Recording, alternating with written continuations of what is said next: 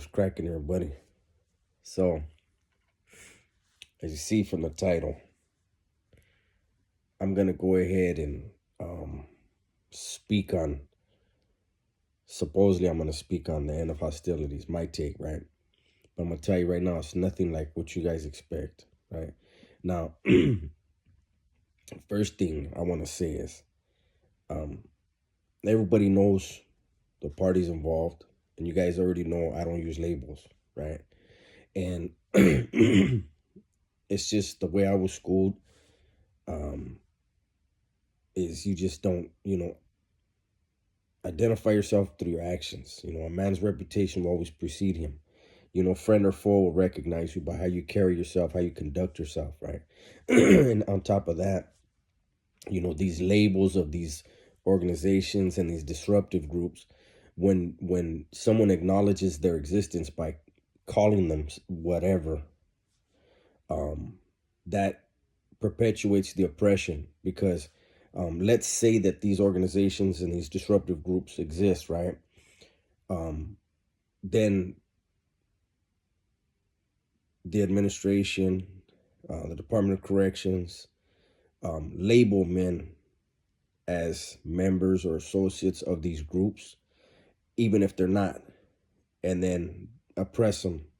Right now everybody's out, but they got a plan, and that's my angle on this whole end of hostilities. The end of hostilities is a great thing, right? Everybody knows that. Across the board, everybody knows that. But the reality is,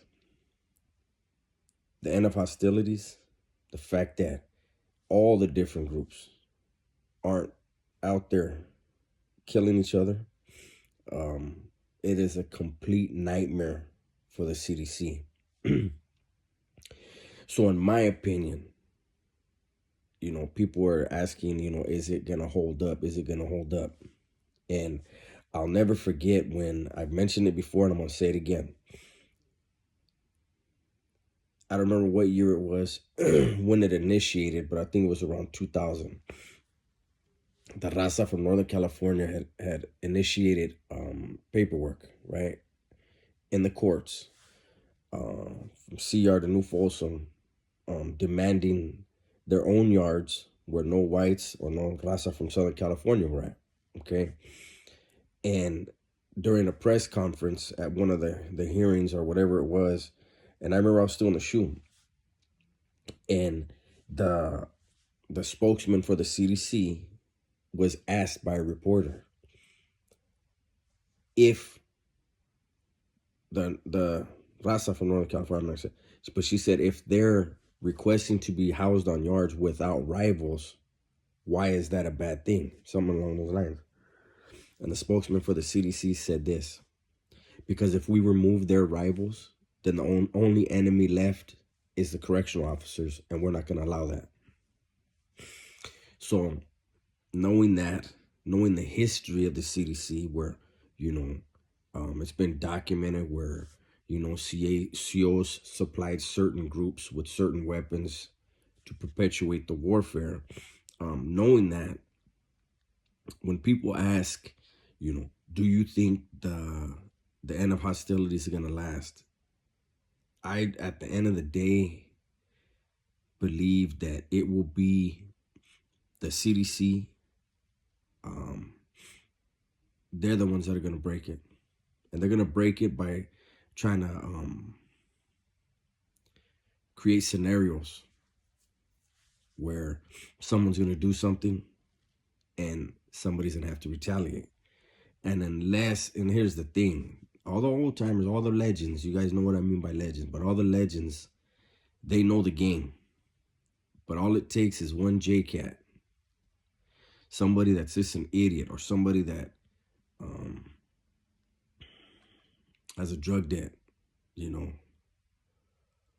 say, I'm out of here, but you know what, I'm gonna take somebody with me, and to create something. You know what I mean? Like, there's a lot of scenarios when you're dealing with this many people, but again, I really truly feel it's gonna be the CDC, and they're probably in deep talks with the feds to create some type of scenario in the feds where there's a clash, there's a, I don't know. You guys know what I'm talking about. Um, I'm gonna keep this one short, but I did want to put that out there that um, this is without question the biggest nightmare for the CDC. The fact that they had to let people out and it wasn't a bloodbath. There's always gonna be with everybody. There's gonna be in-house stuff. Killings or just stickings, whatever it is, in-house. But they expected that, and they expected straight bloodshed. They were hoping for it. And I'm hoping I'm wrong. Well, I don't think I'm ever going to be wrong as far as what they want to do, but I'm hoping that cooler heads will prevail. But takes one guy. I know when I was, doing time, if you were drinking, if you were going to be under the influence, you weren't supposed to come out of your cell. If you sign up for a phone call at 7:30, then you make sure you don't start drinking until 7:45 when that phone call's over. But, people like to be slick sometimes, and all it takes is somebody, like I said, there's a few different scenarios where, it could be one dummy does something and, people respond, and then, but I guarantee you, the CDC will try to house people in certain ways, where there's a lot of one group and 2 or 3 cells of another in a certain section. They like to play that game where if you piss them off, they want to put you somewhere where you're in a bad situation. At least in the old days, that's how it was. But I don't want to start rambling.